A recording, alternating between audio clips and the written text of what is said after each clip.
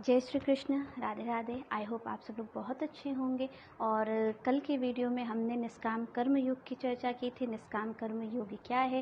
निष्काम कर्म योग वही है जो परमार्थ के लिए किया जाए, उसमें हमारा स्वार्थ ना हो और हम दूसरों के भलाई के लिए जो भी कर सकें वो कार्य हमें करना चाहिए। और जो स्वार्थ से आपका रहित है कार्य, जो बिना स्वार्थ के किया जा रहा है, जो परमार्थ के लिए किया जा रहा है, उस कार्य को ही हम निष्काम कर्म योग कहते हैं। तो आपने कल के वीडियो में अच्छे से विस्तार से समझ लिया होगा निष्काम कर्म क्या है।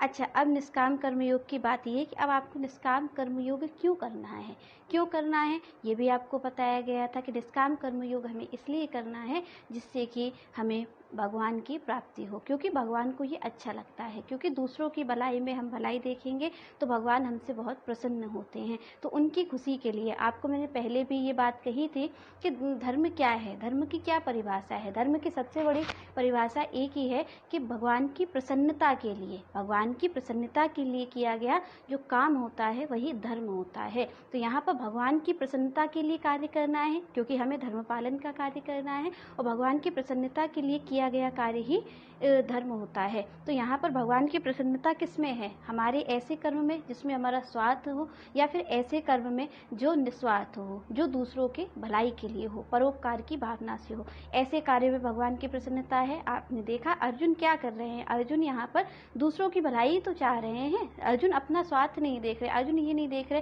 कि हमें ये राज्य चाहिए, ये राज्य जरूरी है। अर्जुन ये देख रहे हैं कि यहाँ पर इतने सारे लोग प्रताड़ित हो जाएंगे, उनको बचाना, उनके लिए अच्छा भाव रख रहे हैं अर्जुन। इसलिए बार बार भगवान से याचना कर रहे हैं कि भगवान ये युद्ध हम नहीं करेंगे। बार बार कह रहे हैं, अपने तर्क प्रस्तुत कर रहे हैं। तो किस लिए कर रहे हैं? दूसरी ओर आप ये देख रहे हैं कि दूसरी ओर दुर्योधन भी है, और दुर्योधन यहाँ पर नहीं क्या कहते परोप की भावना है उसमें कि वो परोपकार करे, ऐसा भाव उसके अंदर नहीं है। वो ये चाह रहा है हमारे तरीके कि हमारा स्वार्थ सिद्ध होना चाहिए, उसके लिए चाहे कितने लोग भी प्रताड़ित हो जाएं, कितने लोगों को कष्ट हो रहा है, इसको इससे कोई मतलब नहीं है। उसको कोई मतलब नहीं है कि वो इस चीज़ की भी चिंता करे कि कितने लोग उसमें प्रताड़ित हो रहे हैं। पर यहाँ अर्जुन चिंता कर रहे हैं, इसलिए भगवान उन्हें निष्काम कर्म योग का ज्ञान दे रहे हैं कि यहाँ पर अर्जुन चिंता तो अच्छी बात है, पर आपको यहाँ पर ये नहीं देखना है कि ये अपने हैं, ये पराये हैं। यहाँ केवल आपको अपना कर्म करना है। तो यहाँ पर भगवान निष्काम कर्म योग को बताते हैं। अब आप एक चीज़ सोचिए कि निष्काम कर्म योग के लिए आपका मन लगेगा कैसे? क्या इतना आसान है निष्काम कर्म योग करना? हम लोग जैसी जीवन शैली को जी रहे हैं, जिस संसार में हम रह रहे हैं, क्या वहाँ निष्काम कर्म योग इतनी आसानी से किया जा सकता है जैसे भगवान हमें बोल रहे हैं? क्या अर्जुन के लिए ये आसान था? आप जानते हैं कि गीता में 18 अध्याय हैं। 18 अध्याय में भगवान यही तो समझाने की कोशिश कर रहे हैं। जो भगवान के सामने खड़े हैं अर्जुन, वो अर्जुन जब नहीं समझ पा रहे हैं निष्काम कर्म योग को, तो क्या हम समझ पाएंगे? क्यों मुश्किल हो जाता है निष्काम कर्म योग करना? क्योंकि हम जिस संसार में रह रहे हैं उसमें सारे ही लोग स्वार्थ से रहित काम नहीं कर रहे हैं। सब स्वार्थ से काम कर रहे हैं कि क्या आपका स्वार्थ है, स्वार्थ अपना कैसे सिद्ध हो जाए। जिस संसार में हम रह रहे हैं वहाँ तो व्यापार हो रहा है, वहाँ तो हर चीज़ का व्यापार हो रहा है। तो वहाँ पर तो केवल व्यापार की स्थिति है जहाँ हम रह रहे हैं। पर हमें भगवान कह रहे हैं निष्काम कर्म योग। तो कैसे करना है हमें निष्काम कर्म योग का पालन? इतना आसान नहीं होगा। पर यहाँ पर सबसे बड़ी बात क्या आती है कि भगवान एक चीज़ कह रहे हैं। आपने कल के वीडियो में सुना होगा, भगवान एक चीज़ कह रहे हैं कि आप केवल क्या हो जाओ, पूर्ण समर्पित हो जाओ। जैसे अर्जुन पूर्ण समर्पित है, वैसे ही आप बस एक कार्य करो कि पूर्ण समर्पित हो जाओ। पूर्ण समर्पित होने के बाद फिर सारा कार्य मैं खुद कर लूँगा, ऐसा भगवान कह रहे हैं। और पूर्ण समर्पित कैसे होना है कि भगवान के प्रति चारों तरफ जो आपके इंद्रियां हैं उनको वश में करके और भगवान की शरणागति हमें स्वीकार कर लेनी है। बस इतना कार्य है। पर ये भी कार्य इतना आसान नहीं है। आप देख रहे हैं गीता को केवल ये नहीं है कि हम पढ़ लें और आगे बढ़ते जाएं, गीता को समझना है। और गीता को समझने के लिए अगर आप समझेंगे तो गीता के प्रथम अध्याय में ही समझने में बहुत आपको टाइम लग जाएगा कि भगवान क्या कह रहे हैं। भगवान ने कहा, आपने पढ़ा, आपने सुना, पर आपने अगर चिंतन ही नहीं किया तो वो गीता पढ़ने का आपका कोई फायदा नहीं है। गीता सुनने का, गीता पढ़ने का कोई फायदा नहीं है। क्योंकि जिस गीता की बात होती है कि गीता फल देती है तो कौन सा फल देती है? वो फल आपके व्यवहार में, आपके आचरण में दिखना चाहिए। गीता वो फल नहीं देती जो संसार देखे, गीता वो फल देती है जो आपके मन के अंदर घटित होता है। तो यहाँ पर गीता में भगवान की शरणागति हम कैसे लेंगे? चिंतन से लेंगे। भगवान का चिंतन, भगवान का चिंतन हम कैसे करेंगे? भगवान बता रहे हैं कि 10 इंद्रियों को, जो भी आपकी इंद्रियां हैं, जो इधर उधर बिखरा हुआ मन है, उसको आपको केवल समेट लेना है और भगवान के चरणों में रख देना है। तो ये क्रिया भी आसान नहीं है। तो इसके लिए हमें क्या करना है? इसके लिए हमें केवल और केवल भगवान से जुड़े रहना है। चाहे आप किसी भी तरीके से जुड़ें, कोई भी क्रिया आप अपनाएं, पर आपके जीवन में भगवान होना जरूरी है। आप भगवान की सेवा करें, आप साधु संतों का संग करें, आप सत्संग का संग करें, आप सेवा करें, आप सबकी सेवा करें। तो इससे से ही आपको भगवान की कृपा का अनुभव होगा, भगवान कृपा करेंगे। इसलिए आप उनका संग करिए, बस आपको इतना है। आप धीरे धीरे भगवान सब कुछ वहाँ कर लेंगे। भगवान का और एक सबसे बड़ी चीज़ कि आपको अपने जीवन में थोड़ा सा परिवर्तन तो लाना होगा। हम क्या करते हैं, हमारा जो मन होता है, हमारा मन कुछ कहता है और हम भगवान के सामने कुछ कहते हैं। ये हमारी स्थिति है। ये आपकी ही स्थिति नहीं है, ये पूरे संसार की स्थिति है, आपकी स्थिति है, मेरी स्थिति है, सबकी स्थिति यही है कि हम भगवान के सामने कहते कुछ हैं और हमारे मन में कुछ और ही होता है। तो ये चीज़ भगवान को पसंद नहीं आती। आपको पता है, राम जी की जब कथा आती है तो विभीषण जो है, जब राम जी ने रावण को मार दिया और लंका पर विजय प्राप्त कर ली, तो वहाँ पर राम जी के पास विभीषण आते हैं और विभीषण से राम जी कहते हैं कि विभीषण आप जाओ और राज्य करो जा करके। तो यहाँ पर राज्य करने की बात कहते हैं जब राम जी, तो विभीषण क्या कहते हैं? विभीषण हमारे और आपकी तरीके कहते हैं। क्या कहते हैं विभीषण? कि विभीषण कहते हैं कि राम जी, हमें यहाँ पर आपका राज्य नहीं चाहिए, राज्य तो आपने जीता है, आपने अपने प्रयास से किया है, इसमें हमारा क्या है? हमारी ऐसी कोई इच्छा नहीं है। हम तो बस इतना चाहते हैं कि आपकी शरण हो, आपका भजन करें। पर यहाँ पर राम जी चेताते हैं विभीषण जी को। क्या कहते हैं राम जी? राम जी यही कहते हैं कि आप किसके सामने खड़े हो? क्या विभीषण आप ये जानते हो? आप किसके सामने खड़े हो? आप किससे झूठ बोल रहे हो? आप खड़े हो भगवान के सामने। और भगवान कौन है? अंतर्यामी है। कि अंतर्यामी तो अंतर मन की बात जानते हैं। वहाँ कुछ कहने की जरूरत नहीं है कि अंतर्यामी तो अपने मन की, आपके मन की बात, हमारे मन की बात सबके जानते हैं, इसलिए वो अंतर्यामी है। इसलिए और फिर यहाँ पर कृष्ण के सामने जो अर्जुन कह रहे हैं वो भी तो कुछ ऐसा ही मिलता जुलता है। आप अगर देखेंगे ध्यान से गीता को, जो यहाँ विभीषण कह रहे हैं वहाँ कृष्ण कह रहे हैं और हम भी वही चीज़ कहते हैं, तो सब चीज़ एक साथ आप देख रहे हैं कि मिलती जुलती है।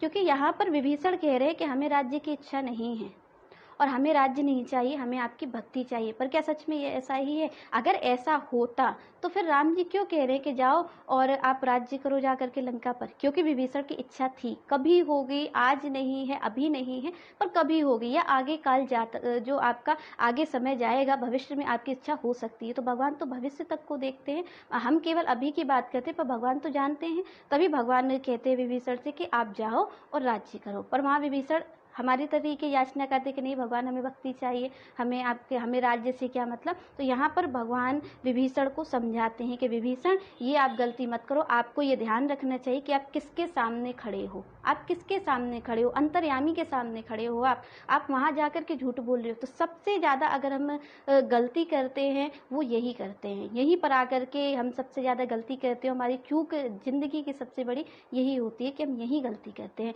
यही गलती तो अर्जुन करने जा रहे हैं। अर्जुन भी तो भगवान से यही कह रहे हैं कि भगवान मैं युद्ध नहीं करूँगा, क्योंकि मुझे तो यहाँ मुझे दया आ रही है और मैं यहाँ युद्ध नहीं कर सकता हूँ, क्योंकि ये सब लोग मारे जाएंगे, इनको मैं मार नहीं सकता। यही सब बात कह रहे, हमारी तरीके ही भगवान के सामने अपने तर्क बता रहे हैं। तो भगवान को छल छिद्र नहीं बाता। श्री कृष्ण कौन है? श्री कृष्ण यहाँ पर समझने वाली बात है। श्री कृष्ण कौन है? सत्यम परम धीमहि। कौन है कृष्ण? सत्य हैं, जिनके सामने कुछ नहीं छिपा, जिनके सामने हम जितने भी झूठ बोलेंगे उतना पाप हमें ही लगना, हम ही बेवकूफ़ है। या तो ये कहना है बिल्कुल जैसे कि आप जाएं और दर्पण में अपना फेस देखे जाकर के, आप शीशे में अपना फेस देखेंगे जाकर के, तो वहाँ पर तो आप ही दिखने वाले हैं, वहाँ आप क्या छिपा लेंगे? आप दर्पण के सामने खड़े हैं और दर्पण के सामने आप देख रहे हैं, तो आप क्या छिपा सकते हैं? तो भगवान बिल्कुल वैसे ही हैं, वहाँ आप उनके सामने खड़े होकर के आप कुछ छिपा नहीं सकते। आप बेवजह का अपने लिए बीज बो रहे हैं जो आपको आगे जाकर के दिक्कत करने वाला है। आप भगवान से झूठ बोल रहे हैं। तो जो भी चीज़ है आपकी, जो भी है, आप उनसे सत्य सत्य बोलिए। जो आपके मन में है वो आप कह दीजिए। वो सही है या गलत वो तो भगवान देखेंगे, आप सही बोल रहे हैं या गलत, पर आप सत्य तो रहिए, वहाँ तो सच्चे बन के रहिए। जहाँ आपने सुना होगा सब जाते हैं और कहते हैं कि सच्चे दरबार कीजिए। तो सच्चापन क्या है? क्या सच्चापन केवल ये है कि हम कुछ और कहें, करें कुछ और, मन में कुछ और रखें? ऐसा तो नहीं होना चाहिए। पर भगवान के सामने आप सच्चे बने, जो आपको चाहिए वो आप कह दीजिए। अगर आप गलत हैं तो भगवान का ये स्वभाव है, भगवान अंतर्यामी है, भगवान करुणा वाले हैं। तो यहाँ पर जब भगवान इतनी करुणा करते हैं तो क्या हम पर इतनी करुणा नहीं करेंगे कि हमारे भाव बदल जाएं? पर क्या भगवान, पहली बात भगवान क्या कहते हैं कि निर्मल बन जाइए, कोशिश करिए, एक छोटा सा प्रयास करिए कि भगवान के सामने सत्य बोलेंगे। जो आपके मन में है वो आप कह दीजिए। आप जानते हैं कि जो आप कह रहे हैं वो गलत है, पर गलत होने के बाद भी आपको कहना है। क्यों कहना है आपको? क्योंकि यहाँ पर आप नहीं कहेंगे तो ज़्यादा फंसेंगे। आपके मन में भाव गलत है, ये चीज़ आप जानते हैं, पर आप अगर नहीं कहते हैं तो आप ज़्यादा फंसते हैं, क्योंकि आप भगवान से झूठ बोल रहे हैं। दुनिया से झूठ बोलो, संसार से झूठ बोलो, आपको दिक्कत तो होगी, पर आपके लिए वो केवल परेशानी का कारण बनेगा। पर आपने अपने आप से झूठ बोला, आपने भगवान से झूठ बोला, तो आपके लिए बहुत घातक सिद्ध होगा, क्योंकि आप अपने आप से झूठ बोल रहे हैं। आपकी रक्षा कौन करेगा? जो रक्षा करने वाला, उससे ही तो आप छल कर रहे हैं बैठ करके, उससे ही आप झूठ बोल रहे हैं। तो यहाँ पर भगवान सबसे पहली बात तुलसीदास जी इसीलिए कह रहे हैं, प्रक्रिया भगवान कह रहे हैं समर्पित हो, और समर्पित होने की सबसे पहली जो प्रक्रिया है वो भगवान से सच बोलने की है, छल नहीं करना उनसे। वो सीधे सीधे जब कह रहे हैं तुलसीदास जी, जब संतों ने कहा, कहते हैं श्री कृष्ण कहते हैं कि जब उनको वही निर्मल मन चाहिए तो आप निर्मल मन में और कुछ नहीं कर सकते, तो बस इतना करिए कि आप भगवान के सामने सच्चे हो जाइए। आप झूठ मत बोलिए उनसे, जो मन में है वो कह दीजिए। वो सही है या गलत वो उनका कार्य है, वो कर ही लेंगे वहाँ पर यहाँ पर आपको सत्य बोलना है। तो यहाँ पर कृष्ण का चिंतन करेंगे, आप थोड़ा चिंतन करेंगे, आप देखेंगे कि अगर आपको कुछ चाहिए और है, भगवान से आप कहते कुछ और है, वहाँ जाकर के आपको पैसा ही चाहिए, पर भगवान से आप कुछ और ही कहेंगे। आप ये नहीं कहेंगे कि भगवान हम इसलिए आए कि आप हमें सीधे पैसा दे दो। आप कुछ मनगढ़ंत कहानी बनाएंगे उनके सामने कि हमें इसलिए चाहिए, हमें ये करना है, हमें वो करना है।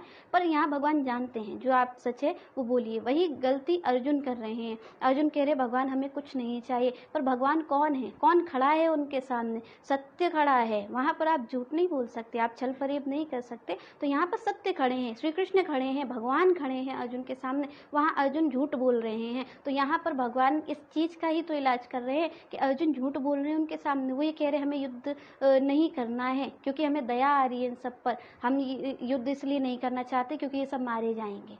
तो यहाँ पर दया दिखा रहे हैं, पर भगवान ये बोल रहे हैं कि दया दिखाने वाले कौन हैं आप कैसे दया दिखा सकते हैं? आप क्या कर सकते? तो यहाँ पर अर्जुन कोशिश कर रहे हैं दया दिखाने की कि हम दया करना चाहते हैं सब पर क्या वो कर सकते हैं? जो खुद भ्रम की स्थिति में है वो दूसरों पर कैसे दया करेगा? वो कैसे दूसरों का भला चाह सकता है जिसकी स्थिति खुद भ्रम, जो अपना भला नहीं चाह पा रहा, जो अभी ये नहीं स्थिति में है कि वो अपने भले का डिसीजन ले सके। वहाँ पर अर्जुन कह रहे हैं हमें सब पर दया आ रही है, तो कैसे आएगी दया? तो यहाँ पर भगवान इसीलिए कह रहे हैं कि आप एकाग्रचित्त हो जाइए। और एकाग्र तब आप तब होंगे, पहली भगवान को समर्पित होने की पहली क्रिया यही है कि आप कृष्ण का चिंतन करें। भगवान की शरण होने की पहली क्रिया यही है कि आप उनसे झूठ बोलना बंद करें। आप उनसे झूठ ना बोलें, कम से कम। वैसे आपको झूठ किसी से नहीं बोलना चाहिए, पर फिर भी मैं आपसे कहती हूँ कम से कम आप भगवान के आगे झूठ मत बोलिए। आप वहाँ मत बोलिए, क्योंकि वो आपके लिए बहुत घातक सिद्ध होने वाला है। कोशिश करिए कि आप जो मन में है आपके वो उनके चरणों में रख दीजिए। उनका वो इतने करुणालय हैं कि वो अपने आप कर लेंगे आपको सही। अगर आप गलत मांग भी रहे हो तो वो आपको सही कर देंगे, इतनी कृपा उनकी कार्य करती है। पर आप उनके सामने सत्य बोलिए। जैसा कि कहते हैं तुलसीदास जी कि भगवान को कपट छल छिद्र नहीं भाता है, उन्हें कपट नहीं भाता है। सबसे भगवान एक क्रिया देते हैं, सबसे एक परिभाषा में भगवान पूर्ण समर्पित होने की बात करते हैं कि आप केवल निर्मल होइए। पर निर्मल होना इतना आसान नहीं है हम सब के लिए। पर आप बस एक क्रिया निभाइए, एक काम से शुरुआत करिए।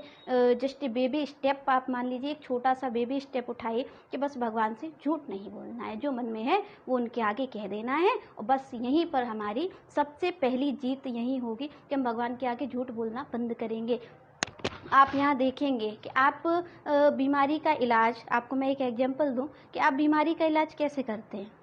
अगर आप मान लीजिए आपसे किसी ने कहा कि आप बीमार हैं, आपको ये बीमारी है, ठीक है, आपको बुखार है, पर आप ही ये कहें कि हमें बुखार नहीं है, तो फिर कोई क्या कर सकता है। आपकी बीमारी दूर कब होगी आप बताइए। आपकी बीमारी तो तभी दूर होगी जब आप उस बीमारी को मानेंगे कि हाँ हम बीमार हैं। जब तक आप ये स्वीकृति नहीं देंगे अपनी तरफ से कि हम बीमार हैं नहीं, आप बार बार दुनिया से कहेंगे हमें बीमारी नहीं है, बीमारी तो आपको है जो आप कह रहे हो, जैसा कि हम कहते हैं।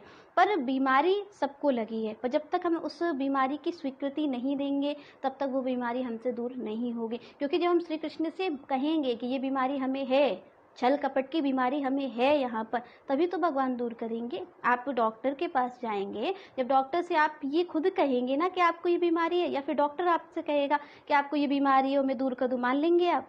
अगर आपसे डॉक्टर कहे कि आपको ये बीमारी है और आप स्वीकृति नहीं दे रहे हैं, तो ट्रीटमेंट होना किसका है? आपका ही होना है। तो सीधी सी बात है, जब आप स्वीकृत करेंगे, जब आप स्वीकृति देंगे कि हाँ हमें छल की आदत है, हाँ हमें झूठ की आदत है, जो भी आपकी गलतियाँ हैं उन्हें जब आप मान लेंगे और भगवान के आगे रख देंगे, उसी वक्त से उन गलतियों पर सुधार होना शुरू होगा। पर सबसे पहला ट्रीटमेंट भगवान तभी कर पाएंगे जब आप स्वीकृति दें। तो आप सबसे पहला कार्य यही करें कि आप स्वीकृति दें भगवान की तरफ। एक बेबी स्टेप, एक छोटा सा सिंगल स्टेप उठाने का एक ही तरीका है कि आप स्वीकृति दें और कोशिश करें कि भगवान के आगे प्रार्थना करें कि भगवान जो भी हम में बुराइयां हैं वो दूर हो जाए, क्योंकि हम उसमें इस लायक नहीं है कि हम दूर कर पाएंगे। इसलिए जैसे आप डॉक्टर के सामने जाते हैं और ये कहते हैं कि डॉक्टर हमें ये बीमारी है, तो आपको डॉक्टर ट्रीटमेंट करते हैं ना, पर आप कहता कौन है सबसे पहले कि हमें ये बीमारी है? आप ही कहते हैं, हम ही कहते हैं, हम ही जाकर के ये कहते हैं डॉक्टर से कि हमें ये बीमारी है, तभी तो आप ट्रीटमेंट करते हैं डॉक्टर। तो यहाँ पर हमें बस इतना कहना है कि हमें अपने भगवान के चरणों में, जिसको भी आप मानते हैं उसके चरणों में आपको बस एक ही विनती करनी है कि भगवान हमें ये बीमारी है, हमें मन की बीमारी है, हमें झूठ बोलने की बीमारी है, हमें दूसरों को बुरा चाहने की बीमारी है। जब आप ये स्वीकृति देंगे कि हाँ हमें ये बीमारी है, तभी तो भगवान आपका इलाज करेंगे। तो यहाँ पर बस आपको स्वीकृति देनी है, श्री कृष्ण के चरणों में आपको बैठ करके बस इतना कहना है कि भगवान हमें ये बीमारी है। उसी वक्त से श्री कृष्ण का कार्य, ट्रीटमेंट आप पर शुरू होगा और आपसे वो बीमारियां धीरे धीरे दूर हो जाएंगी और एक दिन आप भगवान के चरणों में अर्जुन की तरीके पूर्ण समर्पित हो पाएंगे। तो यहाँ पर आज बस यही चर्चा ख़त्म करते हैं और अगले वीडियो में मिलेंगे। तब तक के लिए जय श्री कृष्ण, जय श्री राधे।